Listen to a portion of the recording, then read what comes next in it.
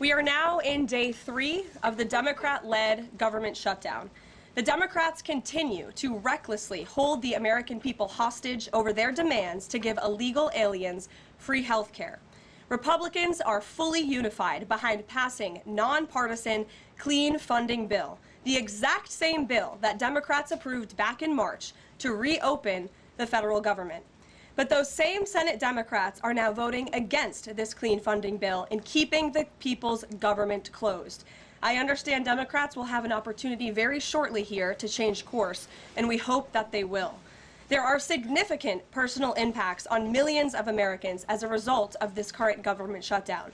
The 1.3 million men and women of America's Army, Navy, Air Force, Marine Corps, Coast Guard, and Space Force who serve honorably and put their lives on the line to defend us all are not being paid.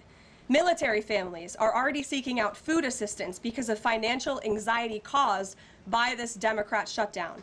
According to new reporting from the Military Times, staff members at the Armed Services YMCA food pantry distribution location near Fort Hood in Texas found a line of military families stretched around the side of the building yesterday at 5 in the morning.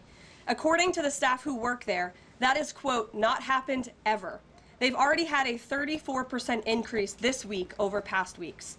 President Trump and Republicans fundamentally believe we have a sacred responsibility to protect and provide for our military families with the resources they need to thrive. If Democrats believe in this very simple premise too, they should end this shutdown immediately. Unfortunately, the severe impacts of the Democrat shutdown extend beyond our troops. Nearly 7 million mothers, infants, and low-income families who rely on government-run food assistance will be in jeopardy if the WIC program runs out of money in the weeks ahead. The more than 13,000 air traffic controllers who ensure that Americans fly safely in airports across the country are currently working without pay. The National Flood Insurance Program is in danger of lapsing, which could leave families without necessary help if a disaster strikes, and we are in the middle of hurricane season. Critical services offered at Social Security field offices are reduced for senior citizens and disabled Americans. Helpful transition assistance programs are not being provided for veterans who fought to defend our country and are now trying to re-enter civilian life. The economic consequences of this shutdown are piling up every day. Policymakers, markets, and even the Federal Reserve are flying blind at a key juncture because BLS and BEA data are on hold until the government reopens.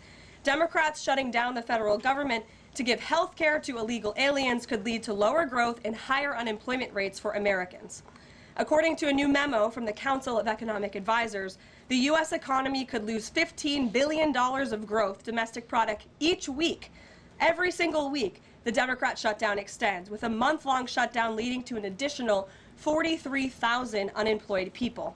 Small businesses are likely to encounter delays in receiving federal loans.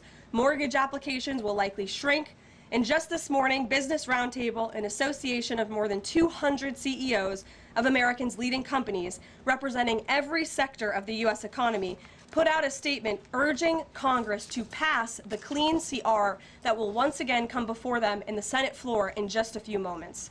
Quote, a fully functioning government is essential for American businesses, workers, and consumers, while policymakers continue working on a full-year funding package and other pressing issues. Again, that is a quote from the Business Roundtable. What's clear is that the Democrats' actions account to an intentional sabotage of our country and our people by shutting down our government. This madness must end. President Trump and Republicans are calling on Democrats to reopen the government immediately on behalf of the American public. All we need are 5 Democrat senators to do the right thing and to stop this shutdown. Call your Democrat senator and tell them to vote yes to reopen the government.